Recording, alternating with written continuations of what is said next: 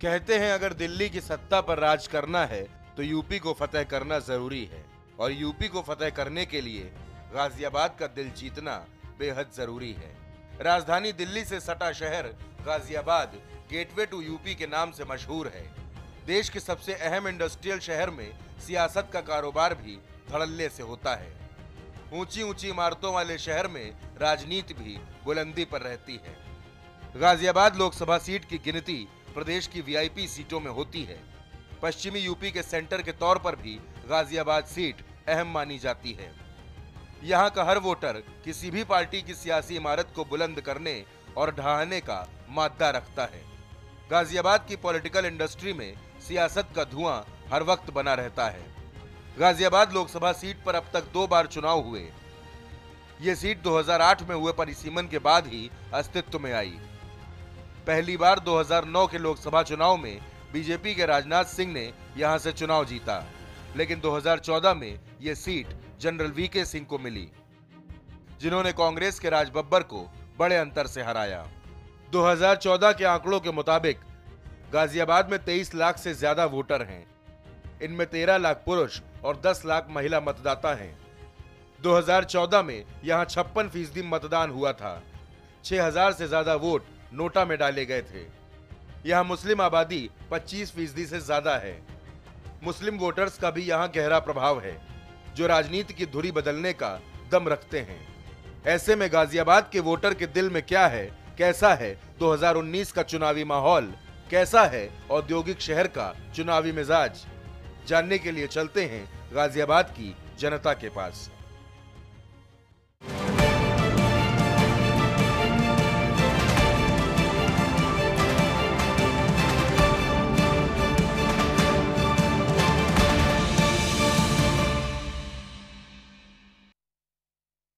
अंधेरा है, एक न एक चिराग जलाए रखिए, सुबह होने को है, माहौल बनाए रखिए। इन लाइनों के साथ मैं इस शो में आपका स्वागत करता हूं। मैं हूं लोकेश राय और आप हमारे साथ हैं हमारे खास कार्यक्रम माहौल बनाए रखिए में।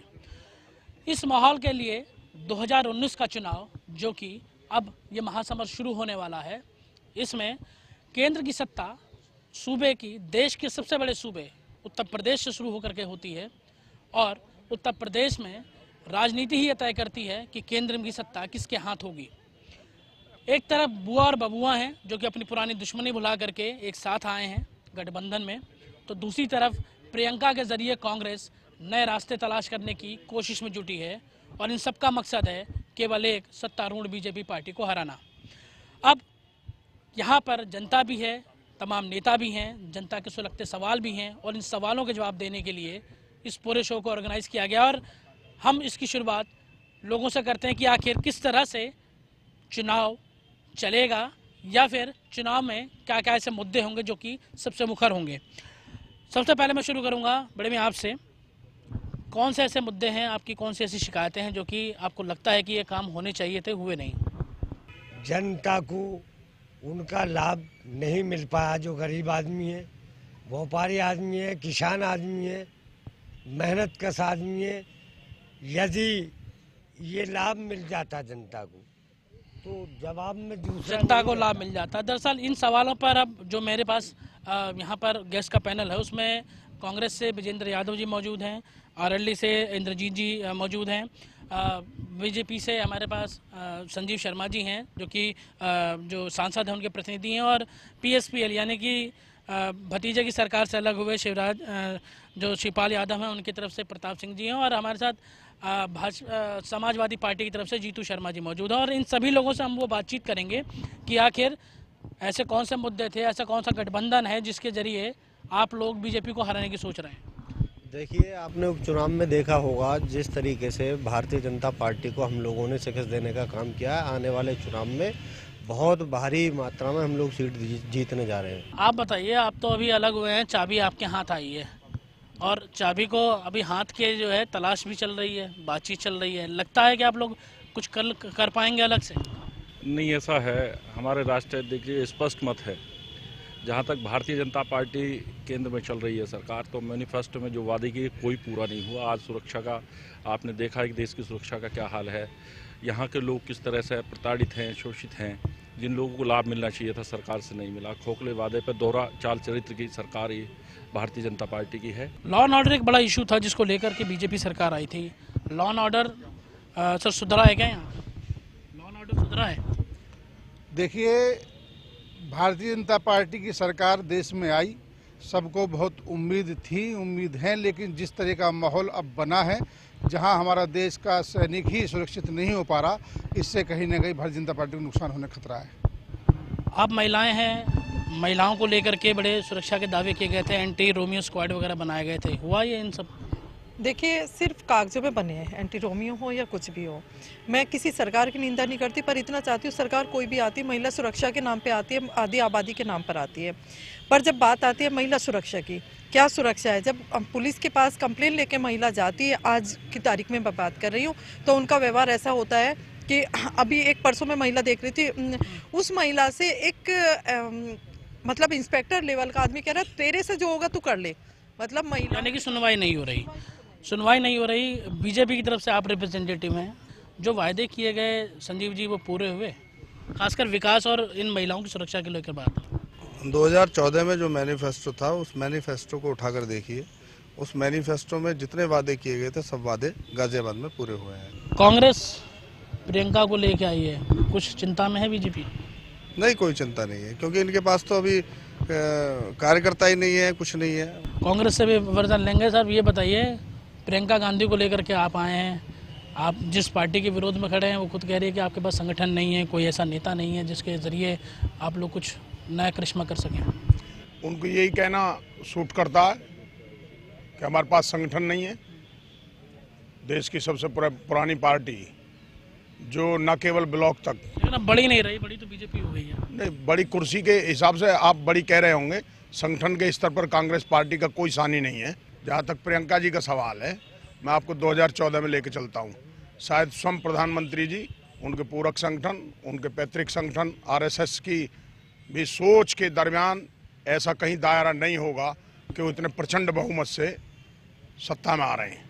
प्रियंका जी आई हैं, इसका रिजल्ट भारतीय जनता पार्टी को विशेष रूप से कहना चाहता हूँ, आने वाले 2019 में ही साफ हो जाएगा कि प्रियंका जी का फैक्टर क्या है।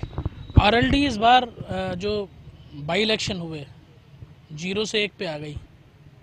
अभी आप लोग गठबंधन में भी आप लोगों को 2 सीटें मिली हैं, नाकाफी लगती हैं। मैं पहले तो संख्या बल पर बात नहीं करना चाह रहा। अभी मेरे साथी भाई, मेरे छोटे भाई संजीव जी कह रहे थे मैनिफेस्टो, अगर मैनिफेस्टो सही तरीके से पढ़ लेंगे तो जनता में वोट मांगने नहीं जा पाएंगे। वोट मांगी कैसे जाती है, इनके पास यह सवाल नहीं। दूसरी बात, माननीय मुख्यमंत्री जी मोदी नगर में आके कहते हैं कि 31 तारीख तक अगर चीनी की कीमत नहीं दी जाएगी तो मैं FIR करके फैक्ट्रियां बंद करा दूंगा और ताले बंद करा दूंगा और मालिकों को बंद करा दूंगा। देखिए, अब राष्ट्रीय लोकदल के प्रवक्ता टीटू भाई कह रहे हैं, हमारे बड़े भाई हैं ये तो, लेकिन बात यह है कि चौधरी चरण सिंह जी की पार्टी थी और अब इन्हें अपनी सीटों के लिए भी मांगना पड़ रहा है, 2 सीट भी मांग के लेनी पड़ रही है। हकीकत तो है, गन्ना भुगतान तो हुआ नहीं, 10,000 करोड़ का बकाया था, आज भी 6,000 करोड़ से ऊपर का बकाया है। बताता हूँ, इस बार किसान, अब इस बार जो गन्ना है वो 1.5 गुना गन्ना हुआ है। गन्ना की फसल जो है बहुत ज्यादा हुई है। अपने के अलावा जो पिछला बकाया था, वो पिछला बकाया भी सरकार ने बहुत दिया। क्या किसान 2 ही फसल उगाता है पूरे साल के अंदर? आप सिर्फ चीनी खरीदेंगे, उसके पैसे नहीं देंगे। आप गन्ना खरीदेंगे, उसके पैसे नहीं देंगे और अनाज खरीदेंगे। बाकी किसान कहाँ जो उपज करता है कहाँ लेके जाए? आप किस रेट से फसल ली जाती है किसान से सब्जी में, और बाजार क्या रेट बेची जाती है? बिचौलियों को ताकत देने वाली पार्टी किसानों पर बात करेगी। किसान ने 3 स्टेटों में इनको जवाब दिया है, आगे 2019 में जवाब देने जा रहा है किसान। उत्तर प्रदेश के अंदर विधानसभा के अंदर बिचौलियाबाजी बंद कर दी गई है और केवल इसी सरकार में बिचौलियाबाजी बंद की है। किसानों के अलावा मैं सवाल लूंगा आपसे भी, बहन जी गठबंधन में आई हैं, बबुआ ने सरेंडर कर दिया है, बहन जी ही सब सर्वे शर्मा है। बीजेपी के बारे में केवल एक बात कहना चाहता हूँ मैं, सैनिक मर रहे बॉर्डर पर, किसान मर रहे खेत में, बहन बेटी मर रही रेप में, बेरोजगारी, अराजकता और लाचारी बढ़ रही देश में, और हमारे प्रधानमंत्री जी अभी तक घूम रहे थे विदेश में। तो मैं ये कहना चाहता हूँ, जिन दावों के, जिन वादों के साथ बीजेपी प्रचंड बहुमत में आई थी, 56 इंच का सीना लेकर आई थी कि चीन भी कांप रहा है, पाकिस्तान का नक्शा खत्म हो चुका है, क्या ये सब चीज खत्म हो गई है? क्या यहाँ पर देश में रोजगार बढ़ गया है? क्या यहाँ पे महिला सुरक्षित हैं? क्या यहाँ पर जवान, किसान, छात्र सबकी समस्याएं खत्म हो गई हैं? 12 करोड़ लोगों को, नवयुवकों को रोजगार दिया, मुद्रा बैंक लोन दिया गया है। उसके अलावा मेक इन इंडिया और तरह तरह के प्रोजेक्ट तैयार कर इन्वेस्टमेंट में और उसमें बेरोजगारी के लिए पूरा प्रोजेक्ट तैयार किया जा रहा है। जो पिछले 70 साल का जो पीछे का मामला है उसे सही करने में थोड़ा समय लगेगा। मुख्यमंत्री जी ये एक ढकोसला दिखा के यहाँ लॉ एंड ऑर्डर कायम करना चाहते हैं, जो बिल्कुल गलत है, नहीं हो सकता। इनकी इच्छा शक्ति नहीं है। पूरी सरकार गाय पे, मुसलमान पे और मंदिर पे चल रही है। ये सिर्फ हिंदुत्व का मुद्दा जिंदा रखना चाहते हैं और चुनाव में जाना चाहते हैं उसको, क्योंकि इन्हें पता है विकास के नाम पे कोई काम नहीं हुआ। नोटबंदी के बाद तो सरकार आई है उत्तर प्रदेश के। मैं कह रहा हूँ गाय पर लोग परेशान है। गाय पे, गाय हमारी माता है। 33 करोड़ देवी देवता गाय के पेट में रहते हैं। गाय हमारे लिए पूजनीय है। सबसे पहले गाय और गंगा हमारे लिए विशेष है। लेकिन गाय की बात जरूरी नहीं करनी है, लोग मर रहे हैं। गुजरात मॉडल की बात कर रहे हैं तो गुजरात में तो सरकार है, अभी तक सरकार है।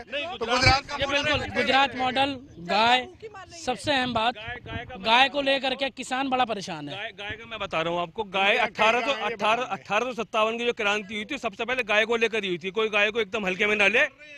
नहीं, मैं बता रहा हूँ आपको, आजादी की जो लड़ाई लड़ी गई थी, गाय को लेकर लड़ी गई थी और इसी गाय के लिए अंग्रेजों को भगा दिया गया था। गाय पे चुनाव नहीं लड़ना है। चुनाव और मुद्दा कहीं न कहीं विकास से जुड़ी होनी चाहिए। गाय के साथ राम मंदिर भी बड़ा मुद्दा, राम मंदिर मुद्दा है, लेकिन एक उस मुद्दे पे चूंकि वो माननीय न्यायालय के अधीन है, इसलिए उसमें मैं कुछ नहीं कहना चाहता। लेकिन विकास हुआ है, कोई ये नहीं कह सकता कि विकास नहीं हुआ है। दूसरों के कामों पर फीता काटा है, ये विकास हुआ है। इन्हें शिष्टाचारी बात करनी चाहिए। मैं कह रहा हूँ ठीक है, सरकारें आती हैं जाती हैं। जिस सरकार ने शुरुआत करी थी, अगर ये उस पे बुला के, आज मैं उस पार्टी में नहीं हूँ, लेकिन अगर बुला के मुख्यमंत्री को साथ खड़ा करें, आप मेट्रो के समय, आप रेल के जितने का उद्घाटन करें, सरकार के आदमियों ने जिन्होंने शुरुआत करी है, साथ में खड़े कीजिए। आप देखो, शुभारंभ करा होगा, पुरानी योजना चल रही है तो कोई ना कोई उनका शुभारंभ करता है। अगले दिन सारे काम अपने नहीं करते। अच्छा, बीजेपी क्रेडिट लेती है अलग कामों को, दूसरे के कामों का क्रेडिट ले रही है। ये तो तस्वीर साफ है। लोकेश जी, उत्तर प्रदेश सरकार ही नहीं, जिसे मोदी जी की सरकार का नाम लिया गया, वो मनमोहन सिंह जी के आज तक फीता काट रही है। अपना नया कुछ नहीं उनका। पेरीफेरल भी कांग्रेस ने दिया होगा। जो कश्मीर में हाईवे बना वो कांग्रेस ने दिया होगा। शुरू करा था और मोदी जी ने खत्म करा उसको। मेट्रो से लेकर विकास से लेकर सभी वो मुद्दे अभी जिंदा हैं। और महिलाएं, आप बताइए, महिलाएं किस तरीके की आप लोगों को परेशानी आप समझते हैं कि मौजूदा दौर में इलेक्शन का वो सबसे बड़ा मुद्दा होगा? इलेक्शन का हमारा मुद्दा नहीं है। पहला मुद्दा हमारा ये जो शहीद हमारे हुए हैं, यहाँ पे जो इसका एरिया है सारा, इसमें मिलिट्री के सारे परिवार वाले छोड़े जाएं।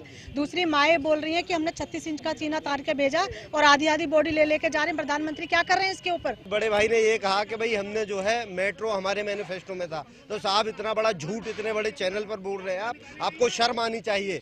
आपके कौन से मैनिफेस्टो में मेट्रो था, ये बता दीजिए। किसानों को लेकर के आप लोगों ने मंडियां भी दी, अच्छे रेट, मिनिमम सपोर्ट प्राइस मांग रहा है किसान, वो तो मिल नहीं रहा। सारे अधिकारी लगे हुए हैं इसमें। जो भी घोषणाएं की हैं, केंद्र से हुई हो या प्रदेश से हुई हो, उन सभी घोषणाओं पर सारे अधिकारी अमल कर रहे हैं। केवल शोर मचाने का काम है कि गाय हिंदू हो गई और बकरा मुसलमान हो गया। ये लोग जो है लोगों की भावनाओं को भड़काने का काम कर रहे हैं। दूसरी पार्टी के लोग क्या कहें? छात्रों के लिए किया। छात्रों की माननीय योगी जी ने जब ये चुनाव लड़े थे, इनके मैनिफेस्टो में था कि इनका जो छात्राएं उत्तीर्ण करके आएंगी उन्हें जो फ्री शिक्षा मिलेगी, और जो 50% से ऊपर छात्र जो आएगा उसे भी जो फ्री शिक्षा मिलेगी। परंतु यहाँ पर इवनिंग कक्षाएं ही खत्म कर दी। सांसद को लेकर के एक बड़ा बवाल उठा है। 10 साल से सांसद बीजेपी के हैं, लेकिन सांसद लोकल नहीं होता। कभी राजनाथ सिंह आते हैं तो कभी वीके सिंह जी आ जाते हैं। बारी होने का सभी पे तंगबा है, पार्टी के भीतर भी। आप क्या कहेंगे? देखिए, किसी भी लोकल आदमी को ये मौका नहीं देते और बीजेपी बहुत अच्छा काम कर रही है। इन्होंने गाय का एक मुद्दा उठाया, गायों को सड़कों से किसानों की खाल नोचने के लिए खेतों में छोड़ दिया। इन्होंने नोटबंदी कर दी। नोटबंदी करने के बाद इन्होंने गरीबों का बिल्कुल जो काम धंधा था। लेकिन नोटबंदी और जीएसटी के बाद आंकड़े बताना चाहूँगा कि बहुत अच्छे जो है वो रिजल्ट आए हैं। पैसा बढ़ा है, इनकम टैक्स बढ़ा है, इसमें बुराई है? देखिए, इनकम टैक्स कोई बड़ा नहीं है, सिर्फ आंकड़ेबाजी में बढ़ा है। इनकम टैक्स पहले भी इतना ही था। जितना अब है। आप डंडा चलाइए आज, क्योंकि सरकार केंद्र में आपकी, प्रदेश में आपकी है। आप 4 टैक्स और फालतू लगाइए, लोगों से करिए, लेकिन आप जाके देखिए लोग कितने परेशान हैं। बिल्कुल, और भी सारे मुद्दे हैं। इन मुद्दों को लेकर के हम अभी आगे भी इन सभी लोगों से बातचीत करेंगे, लेकिन ये वक्त है एक छोटे से ब्रेक का। इस ब्रेक के बाद हम वापस आएंगे, लोगों से बात करेंगे और इस चुनाव में ऐसे कौन से मुद्दे होंगे जो कि जीत का रास्ता तय करेंगे और जिसके जरिए वोटर वोट करेगा, ये देखना दिलचस्प होगा। लौटते हैं एक छोटे से ब्रेक के बाद।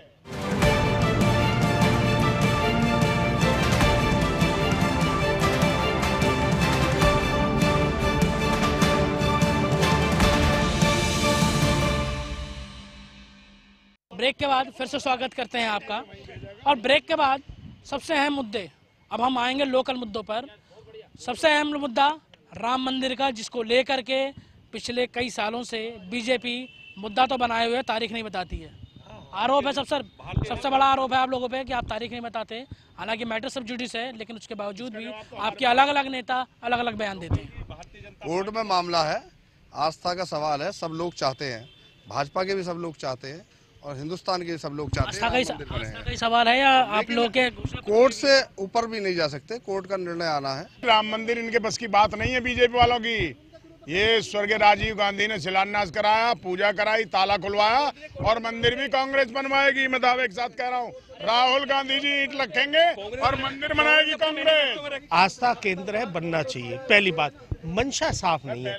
आपने अभी प्रयागराज में देखा कितने संगठन बन गए। कोई कह रहा है इस तारीख को जा रहे हैं, कोई कह रहा है को वो फर्जी है, कोई कह रहा है इस तारीख को जा रहे हैं, वो कह रहा है ये धर्म संसद है। मकसद वोट लेना है, मकसद केवल वोट लेना है। और राम मंदिर के अलावा भी इस देश में बहुत बड़े मुद्दे हैं, जिनके बच्चों को ऑक्सीजन के बिना बच्चे मर गए थे, जो स्कूलों को स्कूल नहीं है, स्कूल की छत पे बरसात में भी छत नहीं है, बच्चे बाहर पढ़ते हैं। हम कह रहे हैं राम मंदिर बन जाना चाहिए, लेकिन मंदिर के साथ साथ आप आ गए ये सवाल। 4,000 कुंभ के मेले बर्बाद करते, लेकिन 40 लाख रुपए जो ऑक्सीजन पे नहीं, जिन पे भाजपा पे नहीं दिए गए, तो भाजपा तो कहीं से कहीं रहने के लिए लायक नहीं है। ये मैं तुम्हें दावे से बता सकता हूँ। भारतीय जनता पार्टी के लोगों से पूछना चाहता हूँ, धर्म के नाम पर, मंदिर के नाम तक कब तक राजनीति करेंगे और सत्ता सुख भोगेंगे? देखिए, समाजवादी लोग, संविधान को मानने वाले लोग हैं, जो संवैधानिक पीठ जो फैसला देगी हम उसके साथ हैं। लेकिन भारतीय जनता पार्टी के लोग भगवान राम और कुंभ के नाम पर राजनीति करने का काम कर रहे हैं। समाजवादी सरकार में 1300 करोड़ में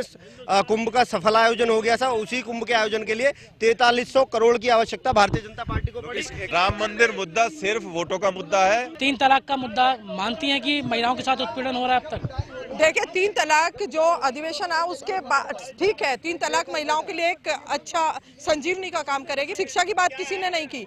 महिला विद्यालय या महिला कॉलेज गाजियाबाद जिले में कितने बने हैं जो इनके एजेंडे में थे? अगर कांग्रेस सत्ता में आ गई पुणे, तो पहले की तरह कहा जाएगा कि इस्लामिक आतंकवाद, धार्मिक आतंकवाद दो बांटा जाएगा लोगों को। कांग्रेस की हमेशा नीति रही लोगों को बांटने की। बीएसपी का क्या स्टैंड है 3 तलाक के मुद्दे पर? देखो, बसपा का हमेशा लॉ एंड ऑर्डर के लिए हमेशा एक रहा और पूरे देश के लिए ये आदर्श संहिता तय करती है कि आदरणीय बहन जी का लॉ एंड ऑर्डर किस तरह देश में रहा था। बहन जी तो अपनी मूर्तियों को लेकर फंसी हुई है। कोई नहीं फंसा हुआ। एक बात सुन लो, सुप्रीम कोर्ट में जो रिट दली हुई है उसका कोई अभी डिस्पोज नहीं हुआ है। लेकिन मैं एक बात कहना चाहता हूँ, हमारे इस देश में अगर सुरक्षा अगर है तो वो लॉ एंड ऑर्डर से हो सकती है, चाहे कोई माता हो, चाहे कोई बहन हो, चाहे कोई स्टूडेंट हो, चाहे कोई व्यापारी हो, चाहे कोई किसान हो। कि हर धर्म की अपनी एक मर्यादाएं हैं। इनका राजनीति करने का पार्ट है डिवाइड एंड रूल। आप मियाँ बीबी को बांट दो और लाभ ले लो। पहली बात सुनिए, ये इनका आपस में कैसा लाभ? और मैं कहना चाहूंगी कि बच्चों की फीस, मैं ये कहना चाहूंगी अगर रुक जाती है स्कूल में तो स्कूल वाले 50 रुपए रोज पेनल्टी लेते हैं और वो पेनल्टी बढ़ के कहाँ जाती है? प्रदेश सरकार ने कानून है, DFRC बन चुकी है और केवल गाजियाबाद ऐसा जिला है जिसके अंदर 5 स्कूलों पे जुर्माना लगा है। मुद्दा चुनाव का सुरक्षा, स्वास्थ्य और शिक्षा पे आधारित होनी चाहिए। पिछले 5 साल पहले जब नरेंद्र मोदी सरकार आई थी और आज के इस गाजियाबाद में क्या डिफरेंसेज है, इस पे चर्चा होनी चाहिए। विकास हुआ कि नहीं हुआ ये बताइए। विकास हुआ। धर्म में राजनीति नहीं होनी चाहिए, राजनीति में धर्म होना चाहिए। और मैं ये चाहता हूँ कि अभी मोदी की आवश्यकता है। एक बड़ा सवाल ये आया है कि गाजियाबाद का एक बहुत बड़ा तकबा ट्रांस इंडियन एरिया में रहता है, ना तो वहाँ कोई सरकारी अस्पताल है, ना वहाँ पर गंगा जल का मिल पाया है, ना ही कोई डिग्री कॉलेज है। मैं ये कह रहा हूँ, ये आप लोगों के एजेंडा में शामिल होंगे? 5 साल हो चुके सब। नगर निगम ने और हमारे सांसद जनरल VK सिंह ने अटल अमृत योजना के तहत 800 कुछ करोड़ रुपए की योजना जमीन पर कब तक आएगी?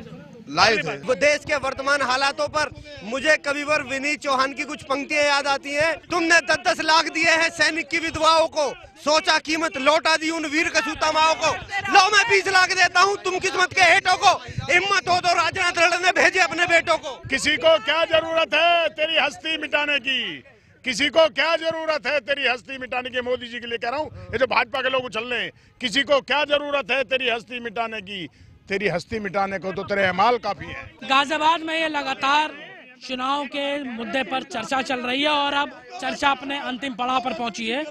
बातचीत सबसे पहले मेरे इन नेताओं से है कि आखिर इस चुनाव के अंदर इनको गाजियाबाद को, मैं पूरे प्रदेश की बात नहीं करता, गाजियाबाद को लेकर के ऐसी कौन सी प्लानिंग है, ऐसे कौन से प्रस्ताव हैं जिसको लेकर के ये लोगों के बीच में जाएंगे।